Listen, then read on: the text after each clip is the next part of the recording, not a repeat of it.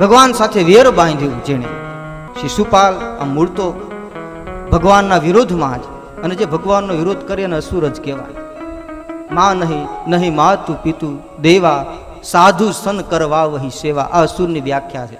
જે મા બાપને માને નહીં પોતાના, માં નહીં નહીં માતું પિતું ગુરુ દેવા, પોતાના મા બાપનું જે આદર સત્કાર ન કરે, માને નહીં, પોતાના ગુરુને આદર ન આપે અને દેવને ન માને, એ પછી બ્રાહ્મણ દેવતા હોય કે આપણા ઈષ્ટ દેવતા હોય, કુળ દેવતા હોય, એને આદર ન આપે.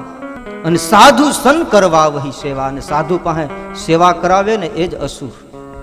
આવું રામાયણમાં લખ્યું. એ સમયમાં તો આપણે કોઈ વાત આવે કે અસુર કેવા હોય તો કોઈ એમ કહે કે ભાઈ એને શિંગડા હોય, દાંત મોટા મોટા હોય, નખ મોટા હોય. પણ રામાયણમાં અસુરની વ્યાખ્યા આવી રીતે કરી છે અને વાત સત્ય છે. અસુર કોઈ પણ રૂપમાં હોઈ શકે. સાધુ સન કરવા વહી સેવા, સાધુની સેવા કરજો. સેવા ન થાય તો કંઈ નહીં, પણ એની આલોચના નહીં કરતા. કારણ પરિત્રાણાય સાધુના, એમ આપણા શાસ્ત્રો અને મહાપુરુષો કહે છે. હું નથી કહેતો.